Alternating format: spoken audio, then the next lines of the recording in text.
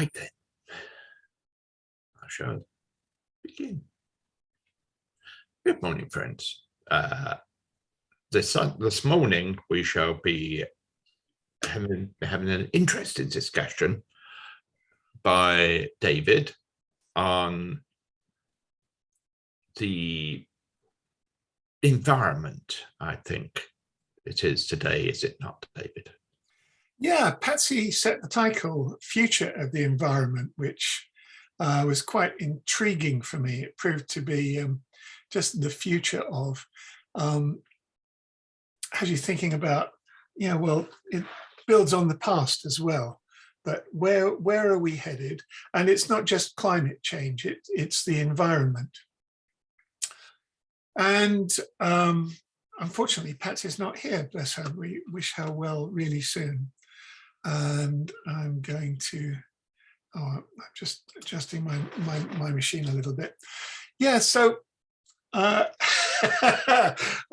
the last days, I sat down thinking to write about this. And I wrote kind of a script going back into the past, and I'm going to post that because just reading that would probably take an hour. And that's covering how I got into thinking about the environment.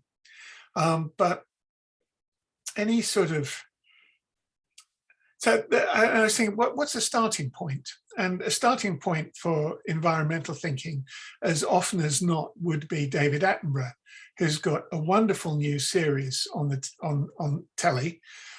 And he was a pivotal point in my thinking about the environment, as for a lot of people, I guess. In the year 2000, I'd given up working in business as a consultant and earning money, training in companies, because I sort of observed that I could help a company make more money by being more efficient. But I wasn't smart enough to figure out how to get companies to think about the environment, how to get them to think about sustainability and go in the right direction. And I felt I needed to go in that direction, even if I'd not been successful with my clients. And I'd started learning about the environment best I could. And in 2000, I'd kind of lucked into a job at the World Expo with the principal invited environmental exhibitor at the World Expo in Hanover in the year 2000, which was an NGO called ZERI, which stands for Zero Emissions Research and Initiatives. And what that meant was doing things without waste, quite simply. And ZERI had got examples from around the world in agriculture and in business of doing things without waste. And often this involved clustering things. So you'd take the waste from one business and use it as input to another. And the idea was if you organize things well enough, you'd end up only with useful outputs and no waste at all being thrown in the environment. And the simplest and best example, I've still got a YouTube video up called Sustainability on the Pig Farm. And a pig farm that had made slurry that went into the groundwater, had put in an anaerobic digester and was making its own energy and growing maize and had a fish pond where the slurry pond had been before, and so on. So there are wonderful ways in which we can do things without waste. And this to me was like a revelation. And I'd spent a whole summer it's like a university. We'd had a wonderful bamboo pavilion at the Hanover Expo, and we'd shown thousands of people from around the world displays about doing things without waste. And I'd come back, we at the end of this, we'd gone away to Gotland, an island in the Baltic, and tried to think, what can we do next? What can we do to perpetuate this vision? And we decided that what we needed was a university, an environmental university where people could, in fact, one on each continent. And so I came back to England thinking, how do you start an environmental university? and I didn't have a clue. I was staying at a friend's house in London, and he happened to have Sky television, which I discovered means that instead of clicking through 5 channels and finding there's nothing worth watching, you can click through 1,000 channels, and it just takes a lot longer. But I was going click, click, click, click. And I heard this really familiar voice saying, the 5 causes of a climate emergency. And it was David Attenborough. And this was a new series that he'd made called State of the Planet. And I just stopped, and I knew that he was going to give me the key to a puzzle I was working on. And I had been thinking about some 5 fundamentals of progress, 5 fundamental principles which were sort of found to change when there's some form of progress. And I'd found lots of development processes that had 5 steps in them, or 5 components, 5 elements. And so David Attenborough saying the 5 causes of climate breakdown, I just knew that they were going to relate. I'm just going to put this into speaker view for my recording. I knew that what David Attenborough was going to say was going to relate to these 5 fundamentals. And he said the 5 causes of the climate emergency. And obviously, if you've got 5 causes, these are the things that we're going to have to address. So this is going to come up later as we talk. And the first one was climate breakdown, species extinction, that we were going through an extinction event. The next one was the introduction of alien species, right? If you bring the wrong animal in, the ecosystem in Hawaii was damaged by bringing in some kind of snail that was supposed to kill another snail or whatever, and it ends up running over and taking place. Like we have Japanese knotweed in this country. You bring in something that thrives and displaces native species and causes a problem. So introducing alien species. Another one was pollution. Another one was islandization. If you break up habitats, like chopping up the rainforest, then animals can't run freely from one area to another. It's a problem with elephants in Africa, not being able to get from one piece of habitat to another and sort of bashing through villages. And the 5th one was over-harvesting.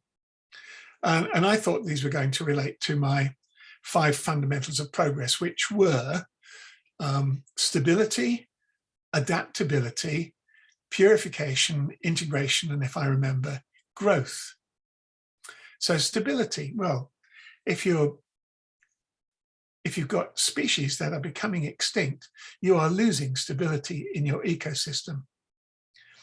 If you're introducing alien species, that's messing up adaptation. And we expect evolution to come up with new things, but if you introduce the wrong things, then that's adaptation going wrong.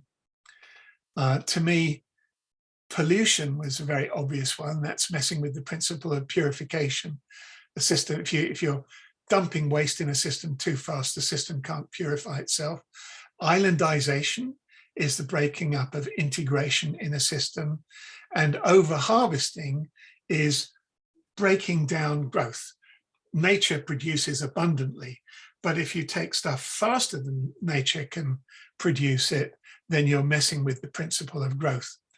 So this was really important for me, and it's part of a talk that I've already given about how evolution works. But it was a sort of moment I thought, wow, this guy's really cracked it. And it influenced my thinking about an environmental university. and what we would put in the curriculum, what we would need to teach in order to reverse these things going wrong. So, and I spent 10 years kind of in the wilderness, working in London and in Glastonbury and Cumbria, doing whatever work was obviously to hand, trying to think about how to create an environmental university. And it turned out in Cumbria, there was a wonderful, Cumbria didn't have a university. It did have a 1,000-acre abandoned Royal Naval Armaments depot, which would have been perfect for a university campus. It was for sale for £1. And Cumbria also had 150 million grant from the government to tackle foot and mouth disease. You remember there was big outbreak in around 2000 and something of foot and mouth in Cumbria. The government gave them a lot of money, which I don't want to say it was squandered, but you can go around Cumbria and not find what happened to that 150 million. A few nice statues on a seafront somewhere, and this, that, and the other. But Cumbria did create a university, and it did kind of fall apart. But it wasn't the environmental university that Cumbria's own MP Dale Campbell Savers had dreamed of, what he called a University of the Lakes. And I went there and said, look, you could have the University of the Lakes. It could be environmental. It would be great. Did not happen. And so that 10 years from 2000 to actually about 2008 was a bit of a lost time for me, a difficult time, because I was trying to do something. I didn't have the competence. I certainly produced a plan. I touted it around, but we never got anywhere with it. And eventually I ended up in the southwest, in a city called Bristol, having hung out with a buddy in Frome for a while and visited in Bristol and been offered kind of environmental work by a housing developer, a man called Martin Connolly, who owned a business that housed the homeless in Bristol. And I was really interested in social problems as well as environmental problems. So somebody doing this work was fascinating. And he was talking about social problems of there being a poverty trap where if you were homeless or unemployed, you had to find a job that paid really good money because rents were high, because there weren't council houses anymore. So he saw this sort of trap that kept people on benefits, living on benefits, because they couldn't get jobs big enough to come off benefits. And we did some thinking about sustainable communities. And one day he and his financial buddy said, yeah, what was that idea you had about an environmental university? And I sort of said, oh yeah, that. And he said, well, could you do it here? And there was a college for sale, an agricultural college for sale in Newton Abbot, Sealhane, was being shut down by Plymouth University, which seemed tragic. And we joined in with others bidding for the site, and we put together a proposal that where you would turn this into an environmental university where young people would learn about housing, they would learn about energy, they would learn about the environment. And this seemed to us like a really great idea. We put together a business plan, which we called our Red Book. I don't know if you can guess why we called it the Red Book, but it was our Red Book. And the red were the colors of a wonderful architecture practice called BDP, Building Design Partnership, helped us produce the Red Book and did a lot of the environmental thinking. And we put into it ideas for what a university would look like and what we could do with that campus. And we took that around and we took it to the Chamber of Commerce at Newton Abbot. And there were people there who we didn't know. And one guy was sort of looking through it. And eventually we were talking away and he went sort of, he humphed. Well, I've looked all the way through this and I haven't found a single number in it. not quite true. There were some numbers. And I don't know what you're doing with Triodos Bank and Co-op Bank, but I'm going to finance this. Sort of jaws dropped. And we found this guy, and he said, you've thought of everything, right? So he looked through our plan like a banker looks at a business plan, and he said, it's all there. He said, you've thought of everything. And it turned out he was regional manager for a big bank. And he was quite capable of following through on what he said. And this was a very short time before the 2008 financial collapse. So we had done a lot of work in order to do something, and we got money. We actually got 3 million quid sitting in a bank account that was Martin Connolly's, what he called his hunting fund. It was his money. If a building came on the market, he could snap it up quickly because he'd got this pre-arranged loan. And we were going to offer 3 million. And we didn't, but the building did sell for 3 million, and it went to a good cause.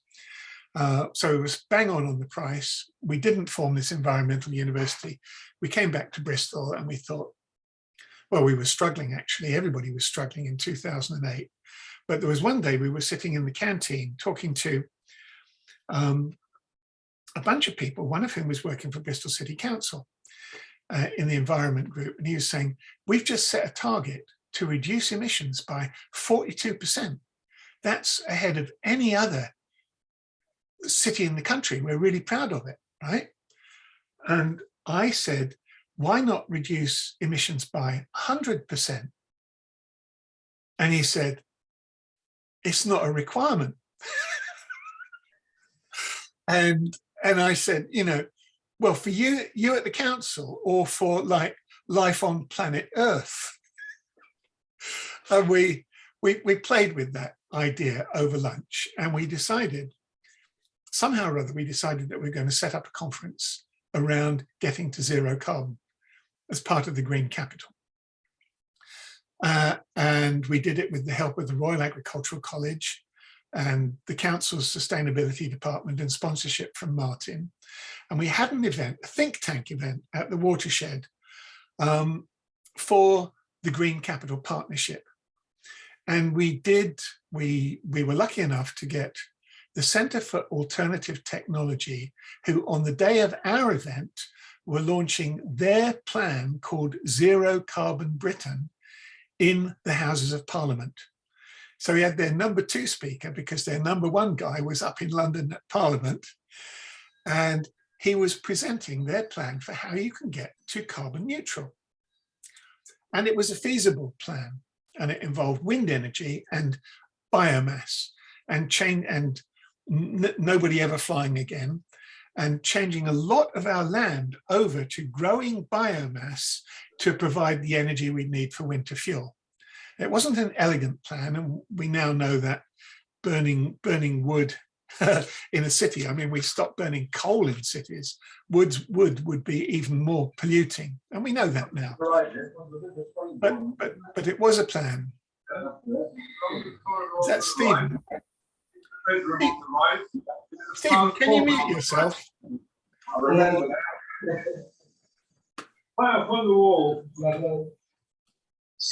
Okay. Whoever has some noise, could they be quiet? Okay, so and we had, so that was a feasible plan, but not a great plan. And we had what we thought was a better plan, which was Herbie Girardet, Professor Herbie Girardet from the World Future Council, talking about a report he'd written called 100% renewable energy for cities and beyond, right? So this was another plan for how you can get to carbon neutral. And we had some other speakers. We had the centre, we had the Royal Agricultural College, we had Global Eco Village Network, we had Joy Carey. Oh, right. Sheena, can you just mute yourself? Maybe I can mute you. I'm very sorry. I didn't know they were coming in the front door. Right. I'm going to mute you so that your noise doesn't come through. So I've muted you so the noise isn't coming through anymore. Right. I'll carry on. When you feel you want to speak, then you can unmute yourself later. So we had a wonderful day with a bunch of experts. It was a little bit like, in some ways, it was like a citizens' assembly.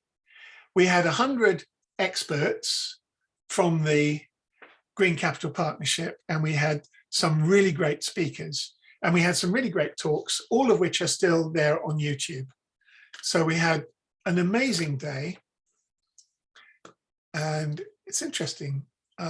It's not putting me up as the speaker. Hopefully it's working on Stephen's. It's still got Sheena as the main face. Anyway, never mind. We keep going. So this was, and at the end of the day, we asked, who thinks that we can get to carbon neutral by one of these ways? And this was a bunch of people from the Green Capital Partnership. They're all experts, and about a third of the people raised their hands, right? Who thinks we definitely can't get to carbon neutral? Nearly as many people. Who's not certain? Slightly larger number. So it's like 33, 25, 40, something like that. So these were the experts in Bristol. And 10 years ago, they were really, really dubious about whether we could even get to carbon neutral, let alone a time frame. So if we fast forward, and I'm not fast forwarding fast enough to get through my notes, Bristol set, well, our countries set the target to be carbon neutral by 2050. At last, there was a target at Paris in 2015 to get to carbon neutral by 2050. But in 2018, the UN put out a report and said, it's not going to be soon enough. It's not going to be enough soon enough. We're heading for climate disaster. And the Greens in Bristol, Carla Denyer, put forward a motion in November 2018 for Bristol to aim to be carbon. The United Nations gave the world 12 years. So they added 12 to 2008 and said, we've got to be carbon neutral by 2030. May not know how to, but we've got to. So less than 10 years after this event where people said we don't even know if it's possible, Bristol City Council unanimously decided to aim to be carbon neutral by 2030, and a bunch of cities followed suit straight afterwards, well ahead of our cities. So, and then they started to think, okay, how do we do that? Some planning started. And at this time, Extinction Rebellion had been launched, and they were saying we want a citizens' assembly. Marvin Rees launched a plan called City Leap to raise £1 billion to start working on infrastructure. And the city had already done some work saying that they thought what we needed was a heat network in the city to stop us using and burning gas. So that was part of the plan. That was emerging as part of the One City Climate Strategy. We had a citizens' assembly, which was in response to COVID, actually. How do we rebuild after COVID? And people, a group of about 60 people were brought together by the council. They looked at energy, they looked at transport, they looked at quality of life, and they came up with some great suggestions. My two favorites are, they wanted a one-stop shop where people could go and get all the advice they needed for what they could do for the environment, not be bombarded with ideas from all sides. And it shouldn't just be advice, it should be the finance. And they wanted whole streets demonstrating best practice of environmental retrofits. So you could go and see not just a house that somebody's done something to, but a whole street that's been sorted. Because if you can do our street, you can do the next street. And you could work through all the streets, and we could be carbon neutral by 2030. So all this kind of thing is starting to be thought about. And then in my notes, I've got, and then COP26. COP26 came along, and a lot of people were thinking, well, we've got to improve on Paris. In Glasgow, we've got to do better than we did in Paris. And after November, a lot of people were really disappointed because the biggest lobbying group, the biggest group at COP26 was the fossil fuel industry. And they were saying they're already green, which of course we know is not true. And it felt like there was a lot of greenwash. And the biggest thing that came out of COP26 was the announcement that by 2030, we're going to stop chopping down rainforests. Not well have restored them. 2030 is the year we're going to stop chopping them down, which is like saying, all right, lads, you got 10 years left to cut down what you got left, right? It's a terrible thing. It did not feel like a triumph. And our mayor, Marvin, came back from COP26, having written an article, or soon after he'd written an article, in The Economist called How Mayors Can Help Save the World. I'm just going to read the first sentence.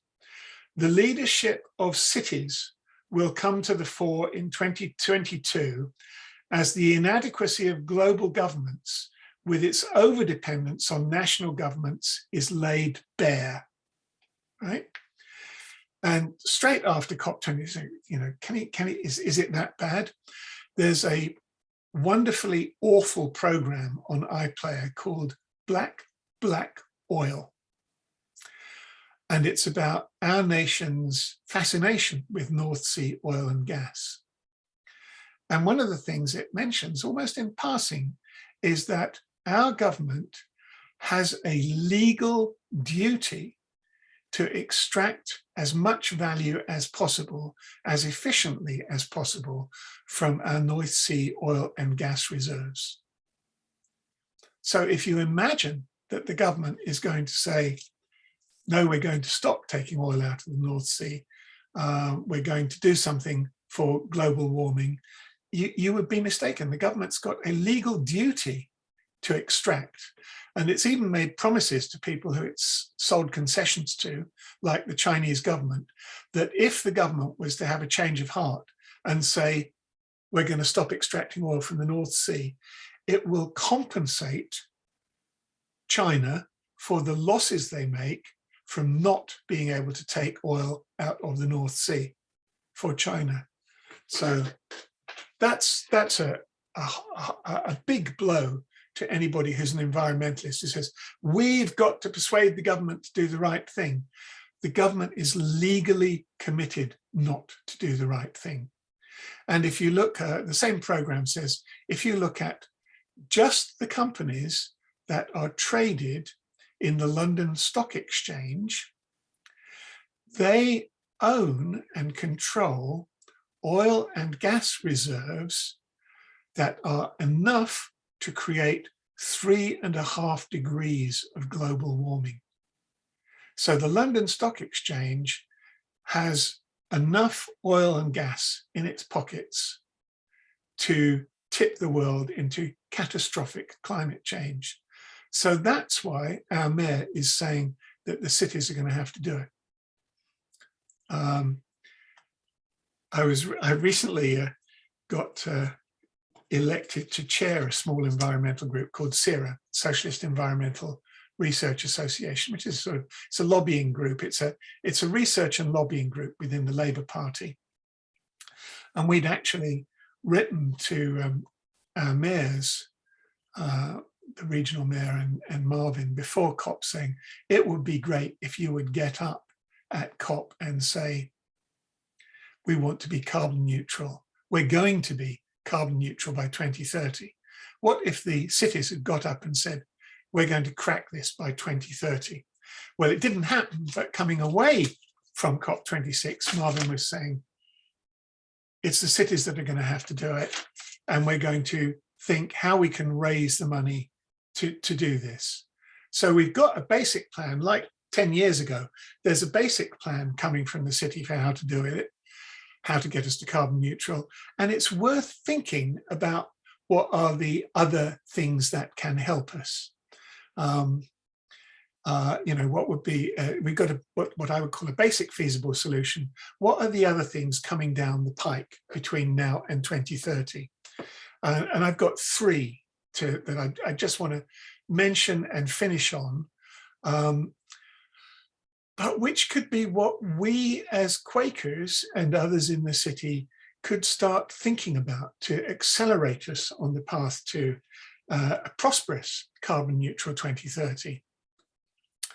The first is that exponential growth isn't just happening in solar energy and wind energy. Solar energy is growing exponentially. I've got a slide which might just be able to show you. How would I do that? I would click play and it would come up, and that would be the wrong one coming up on a window.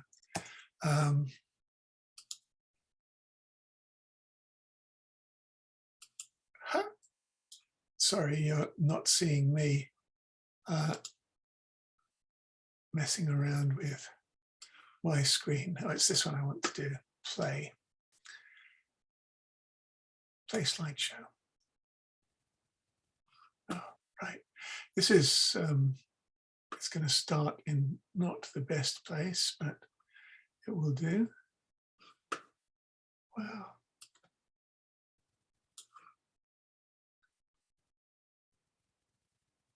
If I can find it.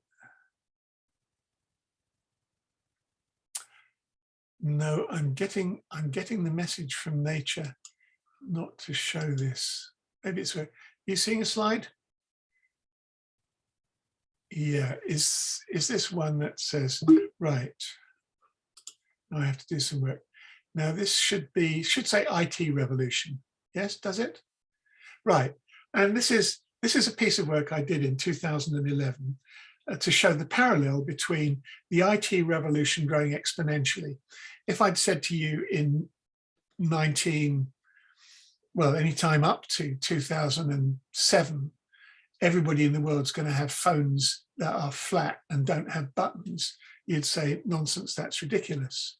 But in 2007, Apple introduced the iPhone and computers were suddenly everywhere. And I was saying in 2011, a similar thing is going to happen with solar energy. It's going to grow exponentially, and there's going to be a tipping point because solar energy is going to be as cheap as energy from the grid for householders and energy companies. And a whole ecosystem will open up with people doing whole streets of solar, smart grids, electric cars, and hydrogen for storage. And I finished this at 2022, which is funnily enough where we're at the moment. So 11 years ago, I did that. Everything that I put in there is in place. It's just not rolled out yet, but all those things exist and are being improved on. And around that time, people were saying that solar energy was growing exponentially. This is a guy called Ramez Nam in a Wikipedia article. And the reason that's a straight line, not a big curve, is because it's on a logarithmic scale. So down the left-hand side, it's times 10, times 10, times 10.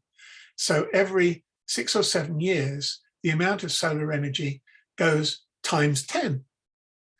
So there's going to be a time when solar energy is 1% of world's electricity, and then 7 years later, 10%, and then 7 years later, 100% of world electricity. And solar energy is already past 1% of world electricity. And the time when we make as much energy from solar as we need for the world is around 2030, around 2032. So our aim to be carbon neutral by 2030 actually fits in with the technology curve for solar. I'm going to stop that there and come back to you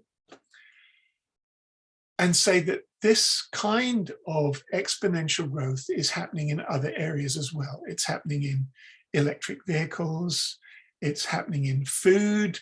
I just read today that 700,000 animals were saved last year because of people buying vegetarian alternatives.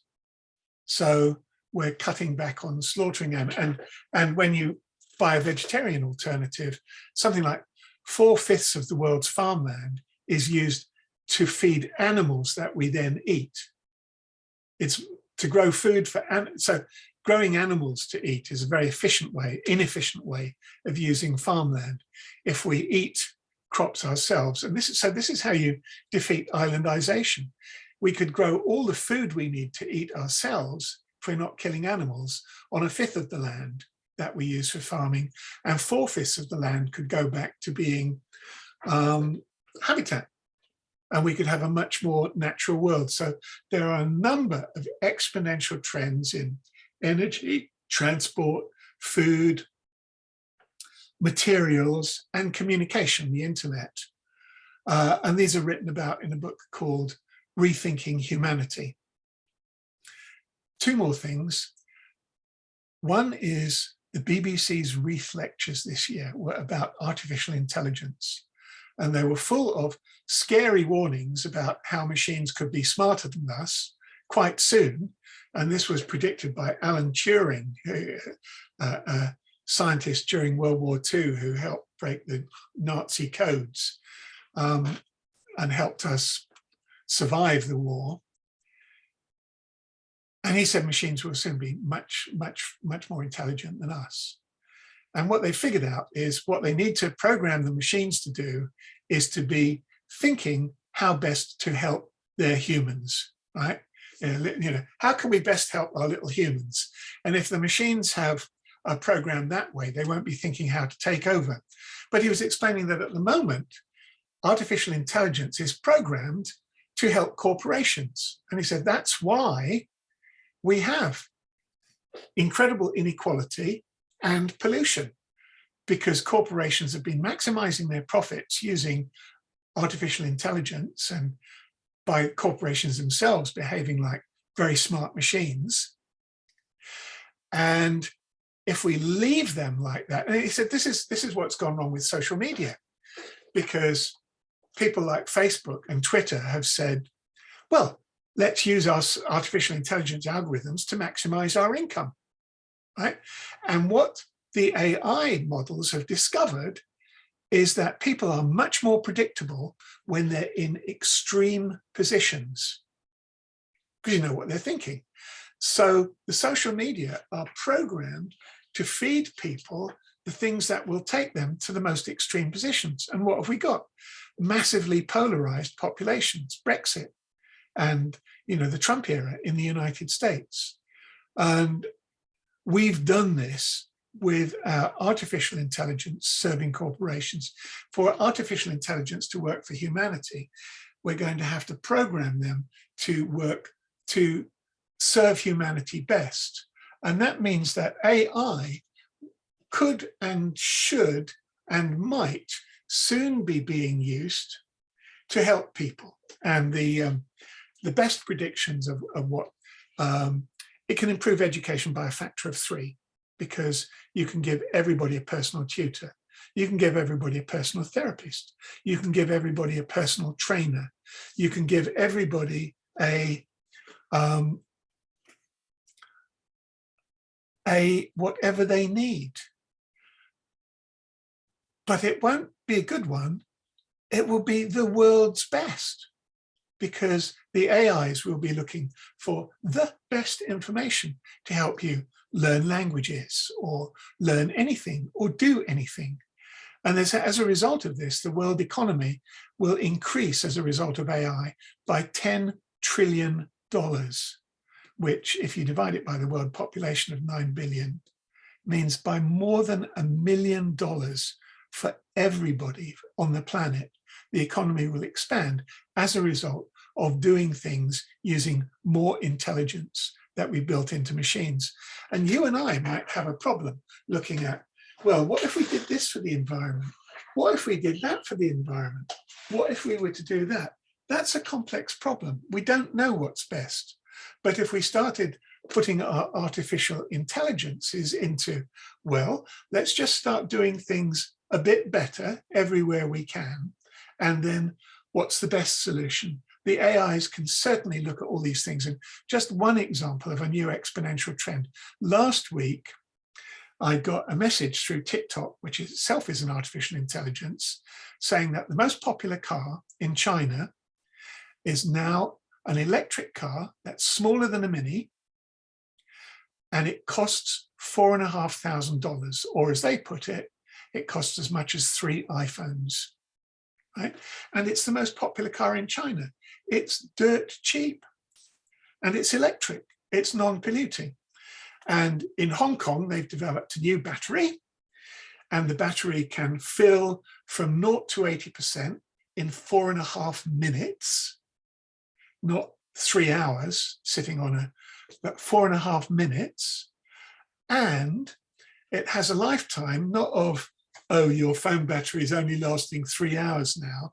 It's got a lifetime of lasting to 80% full for 3,000 charges, 1 million miles driving range on a car. So that's way better than most ordinary cars. You know, the engine, the battery will last 1 million miles. Also, the same different newspaper said Bristol researchers have made breakthroughs in batteries. Tesla said that they'd got a car that could do 0 to 60 in less than 2 seconds. And they've got one with a 700-mile range. So a constellation of improvements just came through in electric cars, meaning that it isn't that we're going to have to replace petrol and diesel cars with electric cars. There's just no reason not to. If the car is as cheap as, if you can buy a really popular car, that's as cheap as 3 iPhones. So this is the way that the world is going. And the last revolution is there's a revolution happening in human consciousness. And I do think that this is worth another chat and another think, and it builds on what Stephen talked about with meditation. Meditation is a way of tapping into an inner field of silence, or what Quakers might call light or spirit or whatever. And it's known as the hard problem, or the difficult problem in science is, where does consciousness come from? How did consciousness evolve? How is it that consciousness developed in the human nervous system? How does the human nervous system manufacture consciousness, as it must do if your world is based on material? Right? The material paradigm says everything's made out of matter, so everything comes from that through evolution.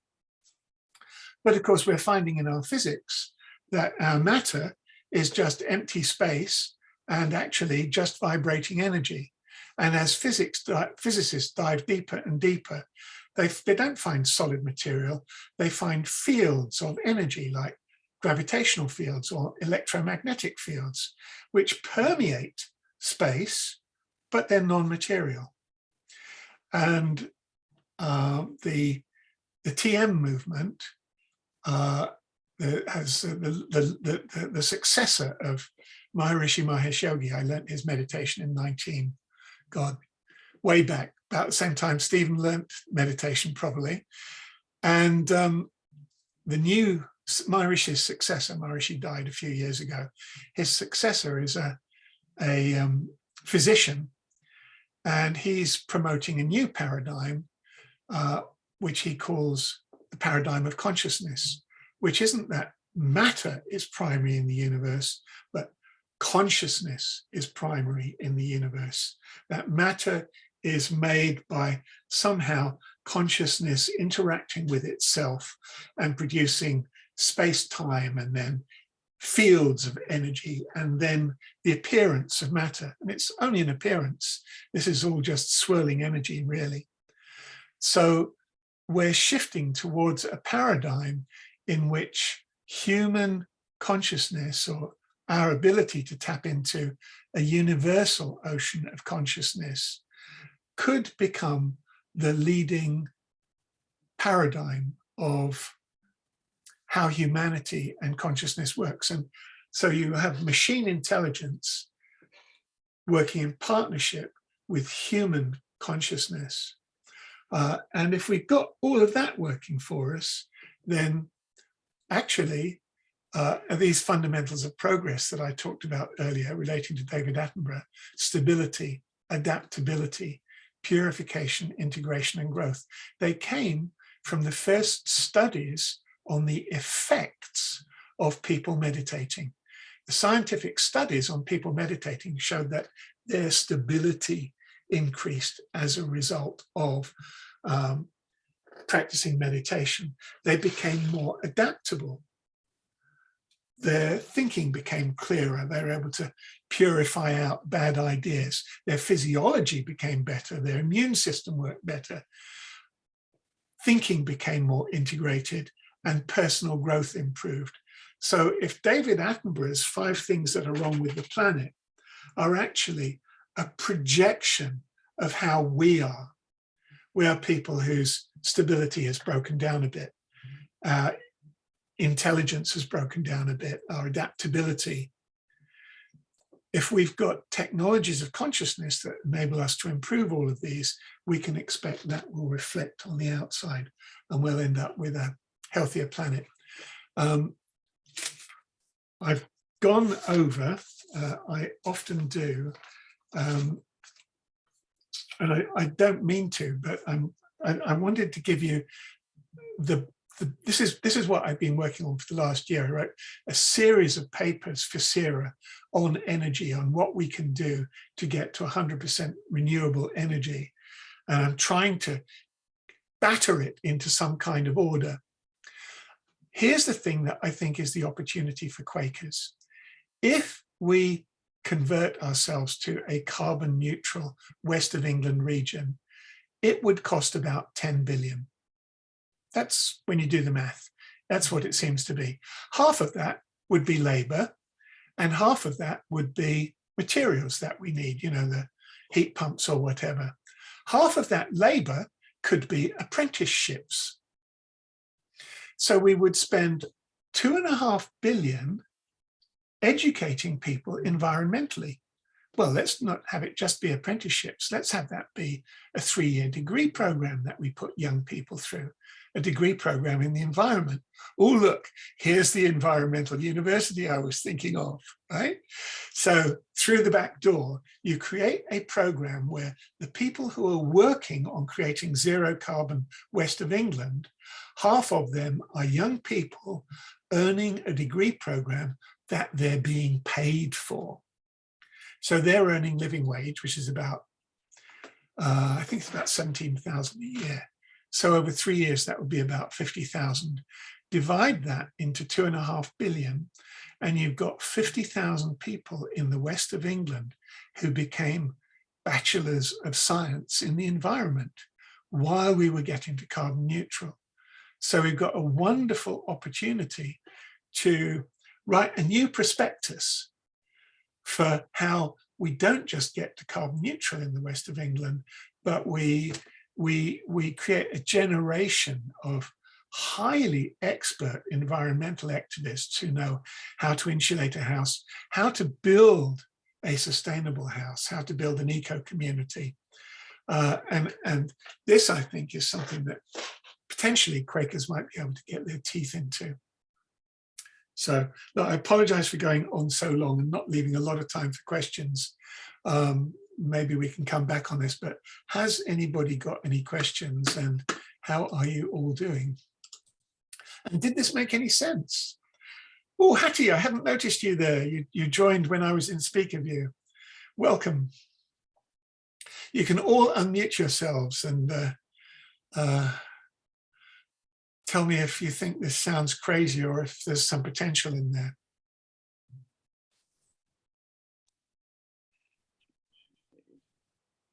Can I, Ray's got his hand up as well. Just a different tack on being cheerful about AI is that Gromit is on the case, apparently. That the next Wallace and Gromit film is Gromit solving Wallace's dependence on his own creations and weaning him off them. But I hope that doesn't eliminate cheese as well.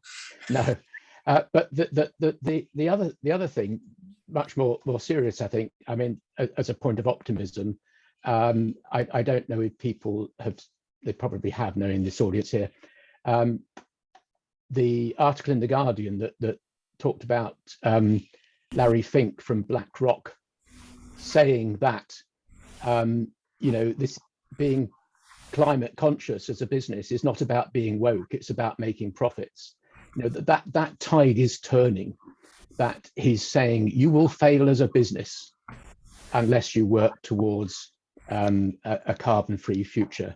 Now that change of mindset, I know it's not got everywhere, and there are oil companies suing the state of Texas and all that sort of stuff, but that change of mindset amongst very, very influential financial people is I think quite key to being optimistic. I was surprised this didn't come out at COP26, because Mark Carney was an advisor for COP26, and he's been saying exactly the same thing. He's been saying not that you mustn't burn your oil. He's been saying you won't want to. Nobody will want to buy it because renewable energy is going to be cheaper than oil. And so you won't be able to sell it.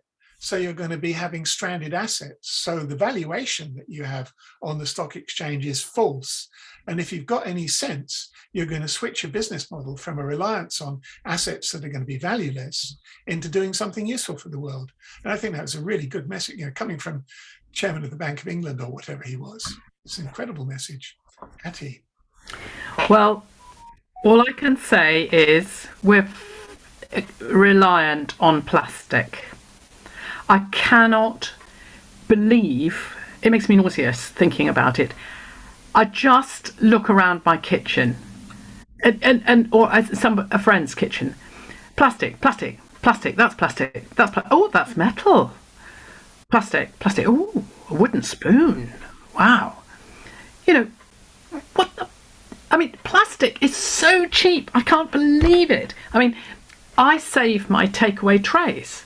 Actually, if you go to the pound shop, you can get five for £1.25.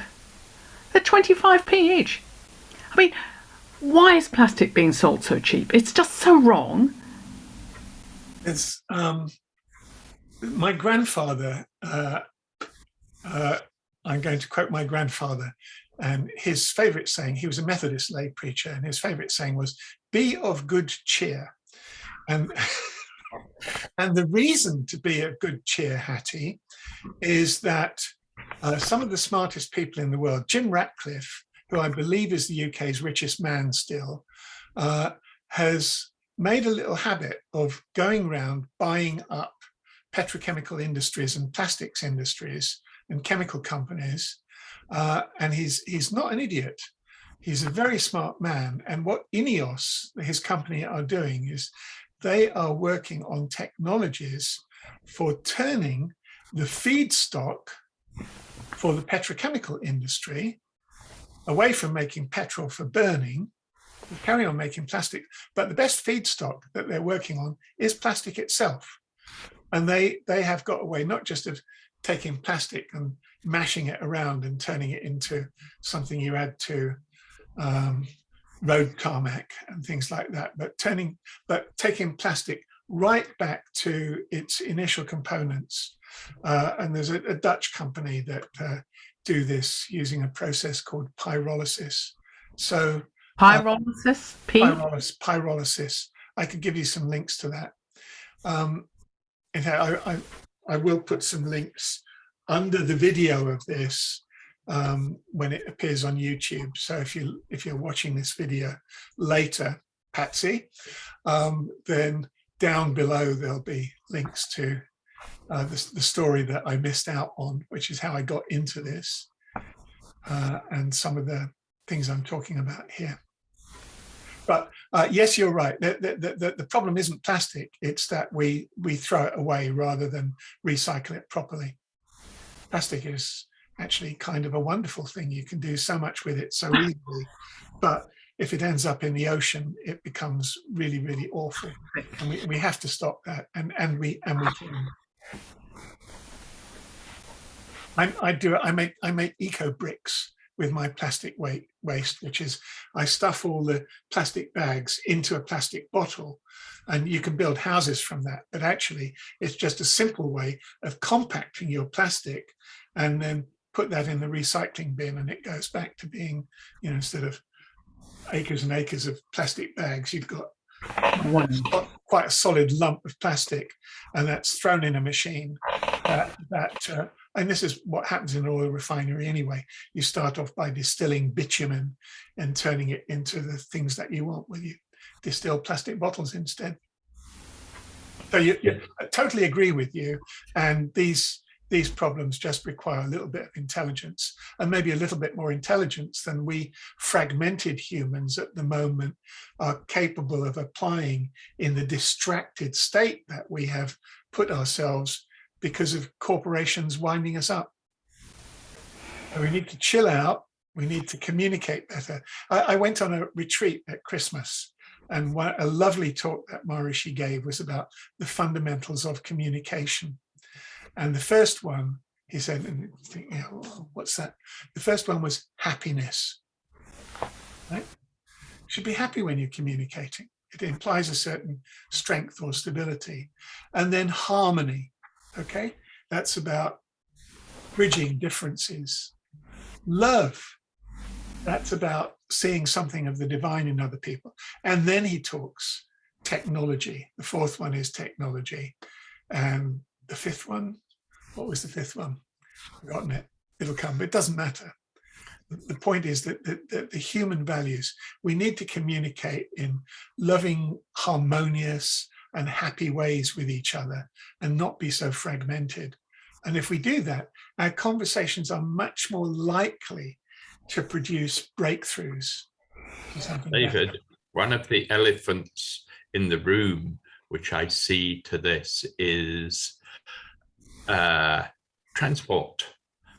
The fact is that you are not, that society is not going to stop people flying to other places. It's, you know, that one of the philosophies of some groups is we have to stop flying with airplanes and that type of thing. Basically, not going to happen, mate. It's still going to go on. You're absolutely right. He said in as happy and harmonious and loving a way as he could summon. And one of the points was the communication needs to engage with people in a positive, Tadahati, needs to engage with people in a positive way. Lovely to see you. We'll talk more on these things. And people are actually flying less, but at the same time, if you can make one of the solutions for energy is that you don't just use wind and solar, you store energy not just in batteries, but as hydrogen. And hydrogen is a feedstock that you can use to start a petrochemical industry from as well. So you can make airline fuels out of carbon dioxide and hydrogen, and the hydrogen is made from renewable energy, from wind and solar. So yeah, and that's the short-term answer. The longer term answer is you can actually have planes that fly on hydrogen, just like space rockets do. Hydrogen has 3 times as much energy. A pound of hydrogen might be a big piece of liquid, even when you've liquefied it, but it's got 3 times as much energy in it as a pound of airline fuel. So we will have hydrogen powered turbine aircraft in the future, jets, that have a longer range and a bigger payload than our current jets that fly on kerosene. So the answer, my friend, is human creativity. Finding, you know, the question that you would have asked 100 years ago was, you know, what are we going to do about the problem of horse ship in our Victorian cities? And the answer turned out to be the automobile. That brought on another problem. What do we do? You know, but human creativity, once a problem gets big enough, somebody finds a way past it into opening a door to a new opportunity of some kind. So possibly we'll travel less wastefully, but we'll certainly find ways to replace airline fuel, certainly, including electrically powered aircraft. So whenever somebody says the one thing that you can't do anything about, it's usually, oh well, you know, I've heard of something. I wrote down actually wrote down a list of different approaches to getting to carbon neutral. You know, whereas I've been to events where people have said the only way that we can do it is this. Well, I've got a page full of only ways, and actually, as soon as you know that this way is better than that way and cheaper, then you throw away that one. But you just keep looking for better and better ones. And the idea of a barrage in the 7 is coming back, not because it could provide all the energy we need, but because it could stave off sea level rise for perhaps a few decades or a few hundred years longer than Bristol would otherwise. Bristol would become unviable at some point because of sea level rise. So you build a barrage in the between Weston-super-Mare and Cardiff, and you have a lovely inland sea that people can sail on, and meanwhile you don't flood the Western Harbour or my flat, which is only 10 meters above sea level. Gina. Yeah. Sure. I wanted to apologise. Please accept my apology. I'd forgotten to take the other mute button off. I'm so sorry. No worries. We're fine. We're doing fine now. Did you find that interesting or useful? But I find your talk very interesting. I listened to some of the Reese lectures, and I thought that was a very good explanation of the human mind, how it works. Yeah. And you have to work on your mind. Yeah, great. I found the Reese lectures really interesting. I'm using an artificial intelligence at the moment called Duolingo to learn languages, and it's being programmed increasingly using learning models that they're researching with AI, and they're starting to build AI into the teaching models. And their aim is to provide not just the best language education, but the best education on the planet. And what if you could give every child the equivalent of the best possible tutor? You know, every child on the planet could have the best possible tutor. There was a time when we were thinking, oh, computers are coming. How are we going to get every child on the planet to have a computer? There was a whole research project about that. Now we're in the time where we say, how do we stop children using computers? But maybe we move on to a time when we use them appropriately to help us when it's good. Still never managed the paperless office. Well, no, but there's lots of that though. I have found I've got a printer, and I don't print very much these days at all.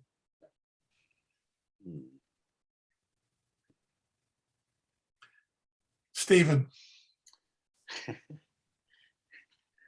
Oh, am I unmuted? I'm a bit embarrassed by how much you've dragged me into the conversation. I admire your young and brilliant mind. I don't think I've ever had one as sharp as yours. Just because I also do TM, it doesn't make me as clever as you know. And I'm sorry about the interruptions. Actually, the reason I'm coming to you today is because I'm not at home. I'm babysitting, or in fact, dog sitting. And that was the owner coming in for a few minutes and disturbing me. But no, I've got nothing to add to the brilliant stuff you've been saying. The philosopher I've been reading lately doesn't think consciousness is the fundamental thing, and as opposed to material. He thinks relationship is the fundamental thing. Relationship is the most important thing. I gave a talk on this series on that once, a few if you remember. Yeah. But it's interesting because when you go down in the Indian model of nature, there are 5 gross elements, one of which is our material elements they call earth. Then there's subtle matter, which we're just learning more and more about, like bosons and quarks and leptons. And then they have gross and subtle energy. And then they have space-time. Those are the great elements, the 5 great elements in the Indian model of nature. And then there are the 3 subtle elements, which in Sanskrit, Atman, Buddhi, and Manas, which is self, intellect, and mind. And Einstein brought everything down to the universe, the laws of nature not being objective, but being relative. So relativity and relationship comes into that. And that's the intellect is what mediates between self and mind. But these are all aspects of consciousness. That field of self, intellect, and mind is said to be beyond space and time. So you have one unified ocean of consciousness that has the elements of the qualities of being an observer, of being observed, and of observing. That's where relativity comes in. So the answer is not either or, but yes and. Relativity, yes, it's fundamental. Relativity is fundamental. Objectivity is fundamental. Subjectivity is fundamental. The 3 of them create a wholeness of the qualities of consciousness. Okay. Well, that's almost it. Which we call the Trinity, Father, Well, Son, and Holy Spirit. Yeah, religion makes it a bit easier, but Yeah, well, and then a bit too partisan. I always have this idea whenever I meet a fundamentalist, I say, will you do me a favor? Are you a member of a religion that believes that yours is the only way to be saved? And I said this to some Mormons in Bristol, and they went, yeah. And I said, well, will you do me a favor? Get together with all the others and figure out which one it is before you come back to me. And I think that's what religion needs to do. We need to be sufficiently open in our thinking that we really are looking for real solutions and real ways to maximize human potential.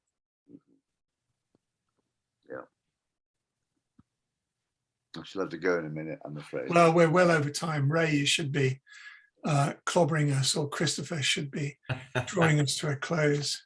Well, thank you very much. But any more questions, friends, before we depart for the rest of the day? Last orders. May I come again? Yeah, it's lovely to see you. Really nice to see you, Stephen. Thank you. Oh, I'd there's love Mary. to meet Okay. Patsy. Right. Sorry, what was that about Patsy? She's ill at the moment. Yeah, Patsy's not well. She's going to get us when this appears on iPlayer or YouTube. Then Graham. Could somebody tell me, please, what's happening next Friday? Or you need Patsy for that. No, Patsy's going to. You must phone Patsy, Graham. Yeah, Patsy wants to phone. Christopher. Right. Yeah, I can't remember what we've got next week, but it has In round to In all. my diary, it says Kate Cashmore Oh, camping. that's right. Yes. Oh yeah, that sounds good. That sounds right. Yeah. Should be fun. Right. And just a technical matter, I may have mucked up my recording, so don't delete yours, David. Okay. If you've got one. I hope it's happening. Okay, good. Thanks, Christopher. We'll see Right. how it goes. Yeah. Okay. If you're watching this on YouTube, it turned out okay. Something like that. Or you've had 5 minutes of interference. Okay. God bless. That was brilliant. Thank you Thank very you, much. Bye, friends. everybody. Thanks, everyone. That was fun. Okay. Bye.